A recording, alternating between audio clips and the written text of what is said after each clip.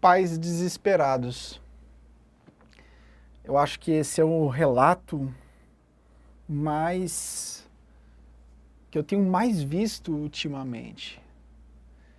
Famílias cristãs se perguntando como viver a fé cristã nesses dias tão tenebrosos.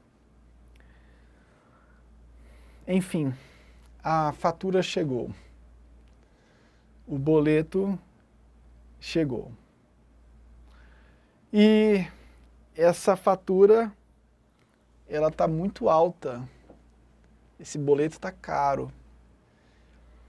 Diante da inércia, e esse é o sentimento que muitos pais têm, meu Deus, se eu pudesse voltar no tempo, eu faria diferente. Talvez seja esse o sentimento que você possui agora. Se eu pudesse voltar a 10 anos, eu teria feito tudo diferente. Talvez os seus filhos já estejam crescidos e você não tenha mais como tratar com eles. Já são pais de família, já são homens barbados, mulheres formadas na vida, enfim. Talvez você possa ajudar com os netos, né? Você não vai interferir na criação dos netos, porque senão vai dar uma confusão danada. Mas as próximas gerações, ou então você pode ajudar outras pessoas nesse sentido. Às vezes a gente falha com os filhos e acerta com outras pessoas de fora. Mas para você que ainda está com os filhos sob a sua tutela, sob o seu domínio no sentido de você tem ainda força geográfica para ensiná-los, eu queria te dar algumas dicas. E o título de hoje é Ensine seu filho a evangelizar, no contexto impositivo cultural. Alguns pais talvez nem saibam evangelizar. E você diz, como eu vou evangelizar se nem eu... Como eu vou ensinar o meu filho a evangelizar se nem eu mesmo sei evangelizar?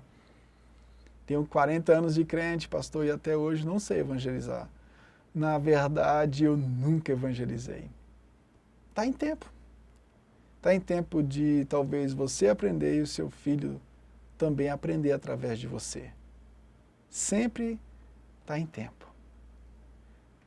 Nós partimos da premissa bíblica de que fomos criados. Em Adão, recebemos a herança pecaminosa. E somente na redenção de Cristo Jesus, nós temos a oportunidade riquíssima de, além de herdarmos a Nova Jerusalém como nossa morada eterna, nós temos a oportunidade de sermos transformados e vivermos a imagem do Senhor em santificação. Então, o primeiro ponto é esse. Pai, você deve saber ensinar ao seu filho a evangelizar a partir de uma cosmovisão. Então, leia bastante sobre criação, queda e redenção. A nossa evangelização parte de uma cosmovisão. E nesse sentido, todos pecaram. Se o seu filho tem um colega na escola que se declara homossexual, ou se o seu filho tem um colega na escola que é heterossexual, ensine para o seu filho que a pregação do evangelho ela deve ser exercida para héteros e homossexuais. Porque tanto hétero como homossexuais, sem Cristo, eles estão condenados ao inferno. Caso não se arrependam Romanos 3:23, na versão NVI, diz: pois todos pecaram e estão destituídos da glória de Deus. Todos pecaram.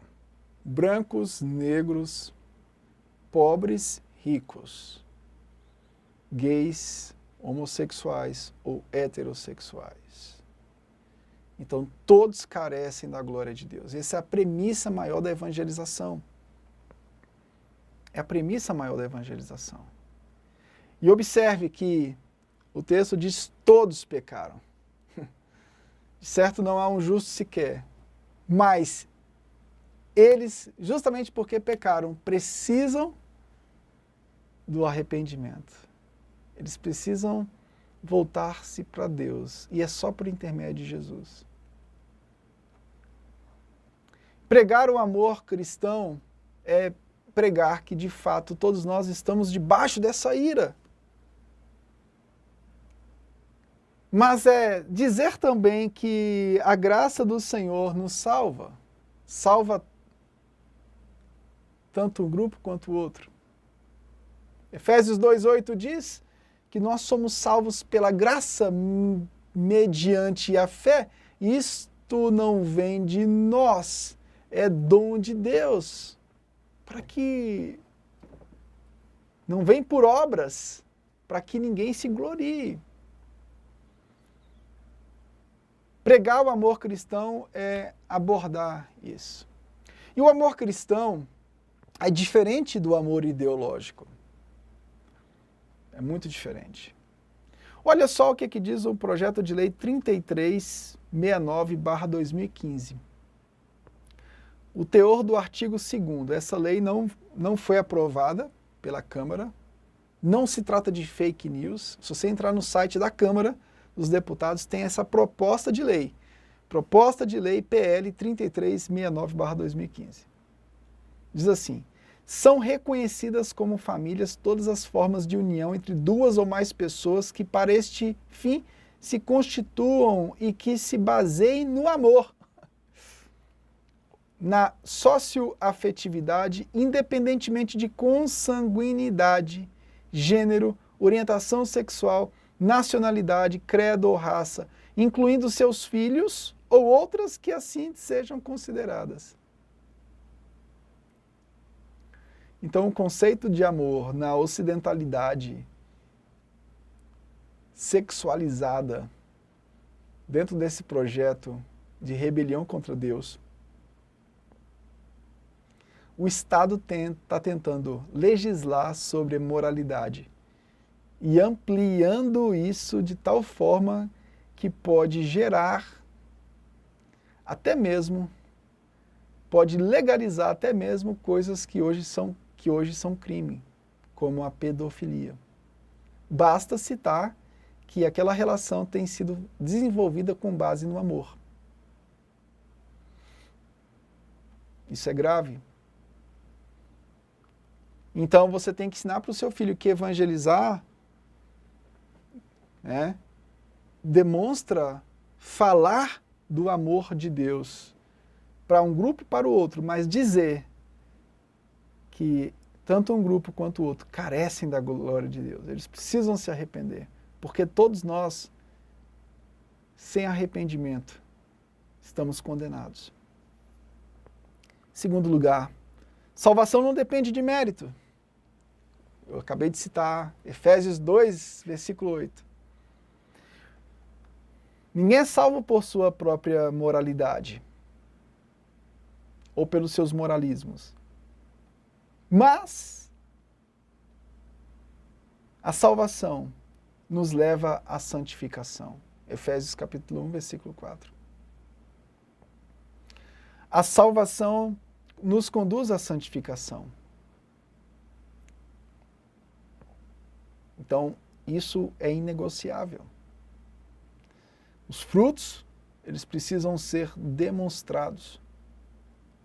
Terceiro lugar, homofobia, ódio, são situações, são coisas que nós não podemos cometer, é verdade.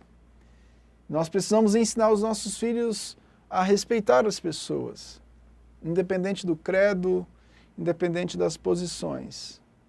Por outro lado, nós precisamos ensinar os nossos filhos que no processo da vida, do relacionamento que eles vão ter dentro da escola, fora da escola, eles precisam ter a convicção de que questões de ideologia de gênero jamais podem ser impostas.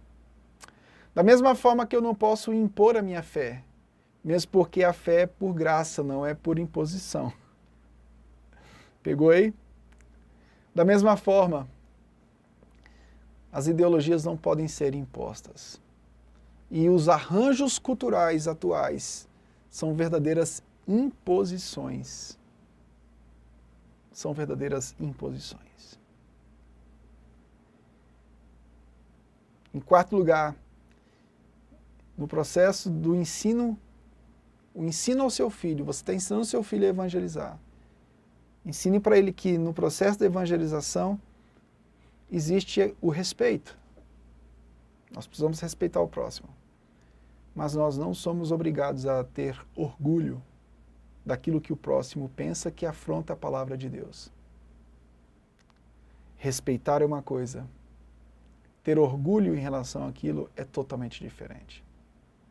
Nós temos que tolerar, mas jamais somos obrigados a ter orgulho de algo que nós não concordamos. Isso é uma imposição cultural sem tamanho. Em último lugar, em quinto lugar, no processo da evangelização, os nossos filhos precisam ter a certeza de que o Estado, a cultura, a sociedade, a comunidade, os indivíduos não podem interferir nas questões da educação, da religião, das convicções éticas e morais.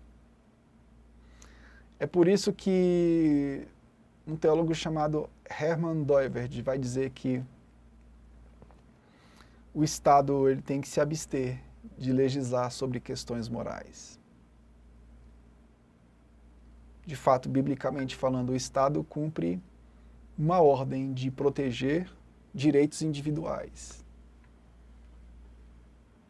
Ele protege os direitos individuais de cada um, mas ele não pode legislar nos moralismos de cada grupo. Porque se assim o fizer, ele vai colocar sempre os grupos em choque. Captou? Não é a função do Estado essa. Ensine os seus filhos. Instrua os seus filhos. Instrua os seus filhos biblicamente. Eu sei que você não precisa ser um doutor em teologia para entender isso, mas teologicamente esse arranjo ele é simples de ser explicado, mas você precisa marcar compasso. Anote aí no bloco de anotações, no seu celular, no seu papel aí, anote esses passos e vá em frente. Instrua a sua casa, instrua a sua família, principalmente na centralidade do Evangelho, mas mostrando para eles também essa relação da fé, do Estado, educação, a fé e o direito, esses princípios básicos do direito que fazem parte da nossa cidadania aqui na Terra. Então nós trabalhamos a cidadania dos céus, eterna, que está descrita na revelação bíblica, mas nós precisamos ensinar os nossos filhos como lidar.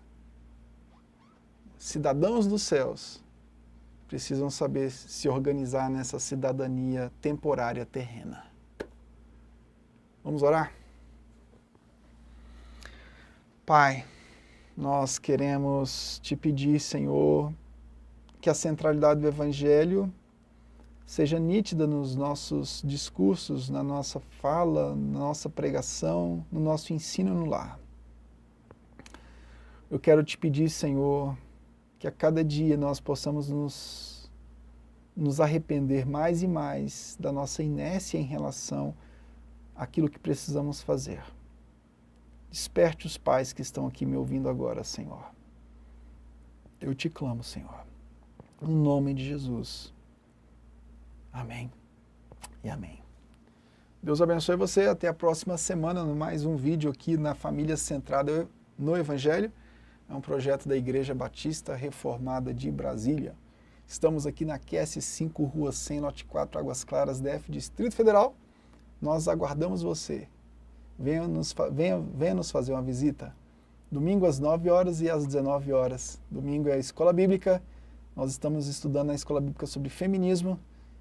E à noite nós estamos tratando da série expositiva em Lucas e Atos dos Apóstolos. Um abraço para todos vocês. Tchau, tchau.